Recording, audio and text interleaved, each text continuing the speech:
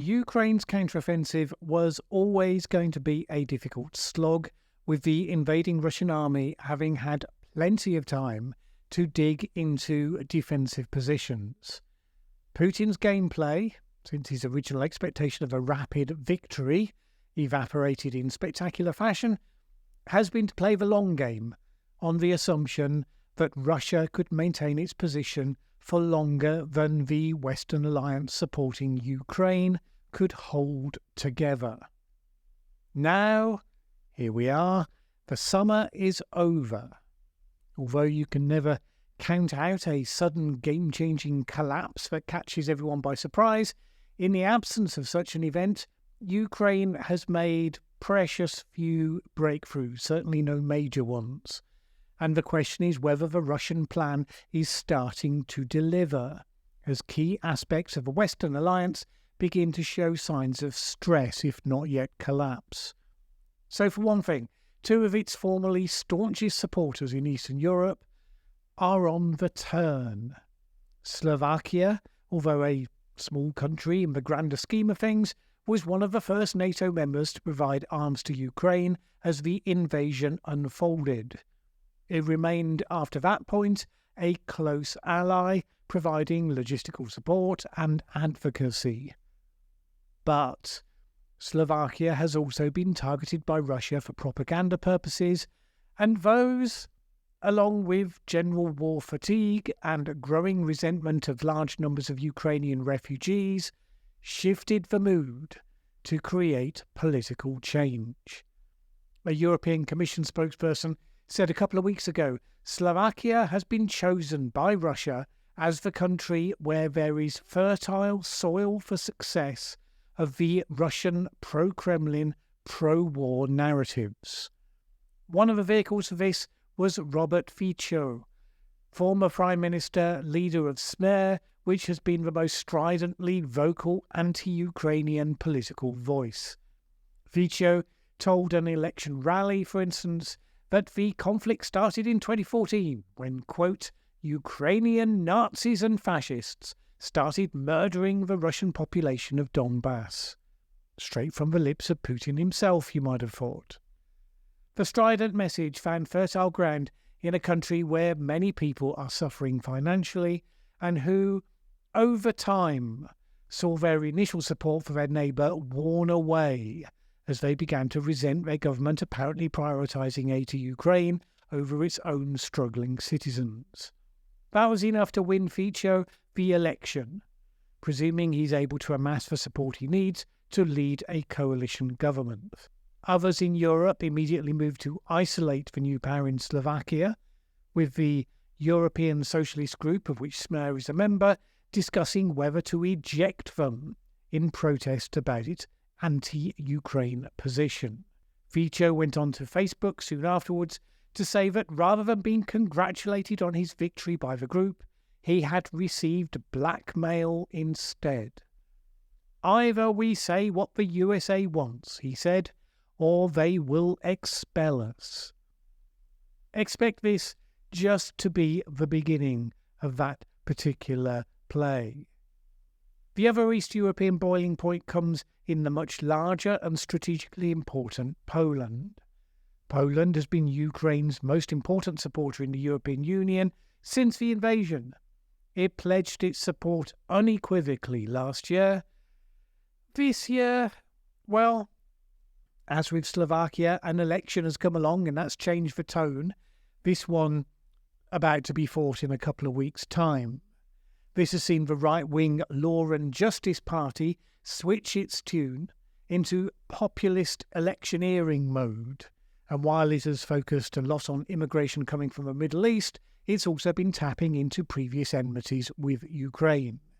So one key government official, for instance, referred to Ukrainian killings of Poles during World War II as, quote, even worse than the German genocides.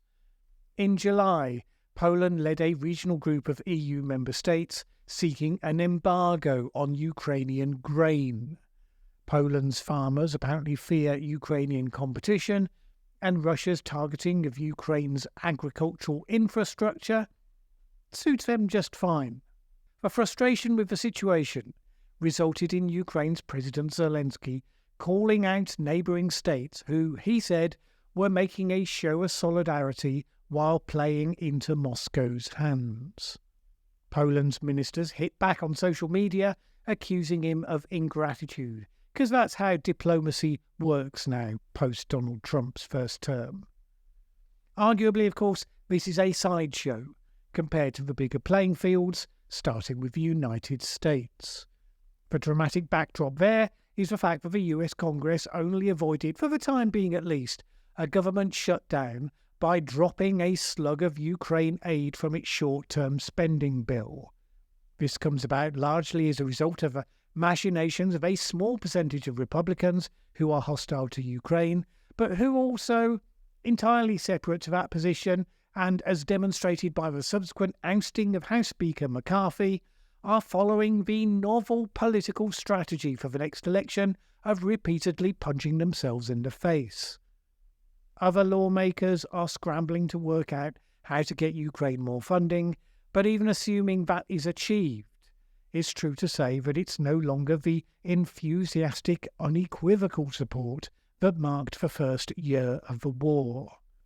The fact that this is more a sign of America's political dysfunction rather than a change in the settled will of the state, I suppose that may be some consolation to President Zelensky and Ukrainians generally, but it will have underlined just how much the stakes are going up, because Putin's game plan is making some progress. Skepticism on support for Ukraine is increasing amongst Republicans, politicians for sure, but also amongst Republican voters. Trump, of course, is doubter-in-chief. Should he win the 2024 election, we will be into a whole different world on many fronts, but this one included. If America drops out of providing military support for Ukraine, it is quite clear that Europe will not on its own be able to make up the shortfall. And this isn't just an issue for weapons, but also for Ukraine's wartime government per se. According to its projected budget for 2024, as reported by Politico, Ukraine expects to receive nearly $43 billion from international donors in the coming year, a big chunk of which is from the United States. Indeed, it's not as though the European Union support is a done deal, in spite of the unflinching support of the overwhelming number of its members. Future aid for Kiev to the tune of €50 billion is dependent on a review of the EU's long-term budget, which has not yet been agreed and which of course requires unanimity amongst the 27 member states. That already means that various outlier countries get to play games in return for their support. Some of those games will focus on Ukraine. Hungary, for instance, has said that it's not prepared to allow support for Ukraine in the budget unless Kiev reviews its treatment of Hungarian minorities living in the country. Now, that's largely seen to be the front for a tactical veto. Brussels is currently withholding funds from Hungary on a rule of law disagreement. So, of course, Hungary will apply whatever pressure the rules make available to it to release those funds, and Ukraine could well end up being the focal point. According to all reports, all this comes as the Pentagon is reportedly concerned about dwindling resources available to send to Ukraine in the first place, even should it be agreed. The Defense Department has $5.4 billion worth of weapons to send to Ukraine, but is fast running out of money to replenish its own stockpiles. Other countries, whose contribution may be smaller, but, it all adds up, such as Britain, have been making similar noises. The question after all that is, what is Ukraine making of this? And should the support decrease while probably not collapsing, where will that leave it in the potential endgame scenarios we might be able to conjure up for the eventual end of the war? At least one senior Ukrainian MP, Ivana Klimpush-Tsintsadze, was clear on the spirit of that question.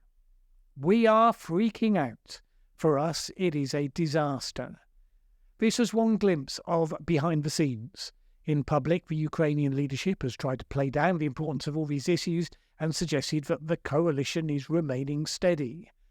Another glimpse, though, was provided by the Deputy Chairman of the Parliament Committee on Finance, Yaroslav Zhelezniak, who spoke about the US situation like this: "There is nothing good, but objectively we have simply become hostages of their internal politics." You can't imagine they were better pleased by the former European Commission President Jean-Claude Juncker, who lambasted the EU for making what he said were false promises to Ukraine about early EU membership. This wasn't going to be deliverable, he said, principally because Ukraine remained, quote, massively corrupt. His successor, Ursula von der Leyen, has been one of those making exactly such promises, calling for an expanded European Union of 30 countries during her recent State of the Union speech. In the meantime, Russian President Vladimir Putin made a speech this week at the Valdai Discussion Club where he claimed that the Ukraine war is not a territorial conflict, but is about Russia establishing principles for a new multipolar world order. The United Nations, modern international war, and all that comes with it is, he said, outdated and subject to demolition. A new world order that would accommodate, presumably, his process of expanding Russian power, wiping out Ukraine as an independent state, and hopefully breaking up NATO along the way. The thing is, right now, it's very easy to envisage how he achieves a significant part of his objective. The scenario he will be reviewing will be that Trump either gets elected, his opponent gets elected but severely weakened, or the US out and out descends into some form of internal civil conflict. In any way, support for Ukraine stops. Pressure gets applied to Kiev from other allies to settle for the loss of territory. Kiev either complies with that or refuses and then loses more support as a result. Putin will think that once Ukraine has become sufficiently weakened on the battlefield as the support drops away, there will come a time when he can be ready to strike anew, maybe reinstate the original war aims his forces had when they first tried to advance on Kiev. At the very least, he will be able to consolidate his gains. Now, either situation undermines the current international order, since he will have been rewarded for armed aggression, and at some point, no doubt, President Zelensky would end up on an airplane full of drunken high people playing with grenades, or some such thing, because that's a thing that happens these days, apparently. Or at least, Putin alleges that's exactly what happened to Yevgeny Prigozhin. So that's one version of a Putin success scenario. The problem is, without something unexpected, like a sudden massive breakthrough on the battlefield, it's hard to see an alternative Ukraine success scenario. If the alliance holds firm, then sure. Russia eventually bankrupts itself, the strains are certainly showing. Renewed political instability in Moscow, leading to unrest and change there. That could easily happen.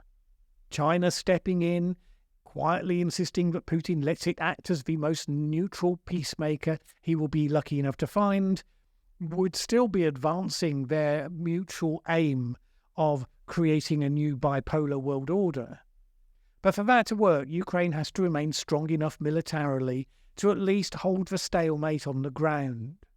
Preferably to advance, because that would provoke a conclusion more quickly, arguably, but at least to hold the line. But if the alliance fractures, its ability to do that on its own, and therefore its leverage on the end game, surely has to start eroding, and probably quite quickly. Against an equally matched opponent, they could go it alone. They are fighting for their survival. They are deeply motivated. But against even a weakened Russia, that is a much more difficult task. Right now, none of this is inevitable. I mean, Trump has problems of his own with his legal situation. Who knows how that's going to play out? His most supportive faction of Republicans in Congress are engaged in strategically incomprehensible actions of self-harm. Who knows how that ends? Democrats, of course, are doing likewise, but more quietly, by holding on to an unpopular president who could conceivably lose to Trump, in spite of everything.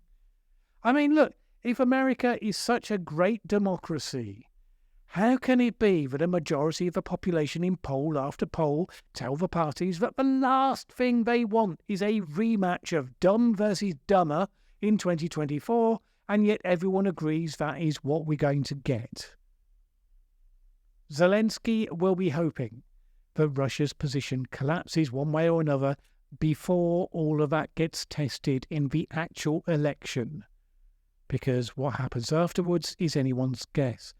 And that may well happen, because the election is still some way away. The fact is that if America completely turns against itself, it almost won't matter if Ukraine won the war or not. Putin may be handed 2 out of 3 of those strategic objectives anyway, by default. Now, that would be a Pyrrhic victory for him, since really whatever supposed benefits might come from it would probably have to be navigated by his successor. And since Putin has no succession plan that we can spot in action, he certainly can't take it as read that his work will be carried on in the way that he might hope.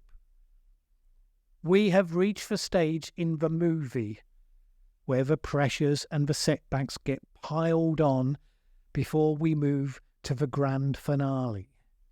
This particular finale almost certainly does not involve Tom Cruise or whoever riding in on his motorcycle to save the day, because after all, yes, that only happens in the movies.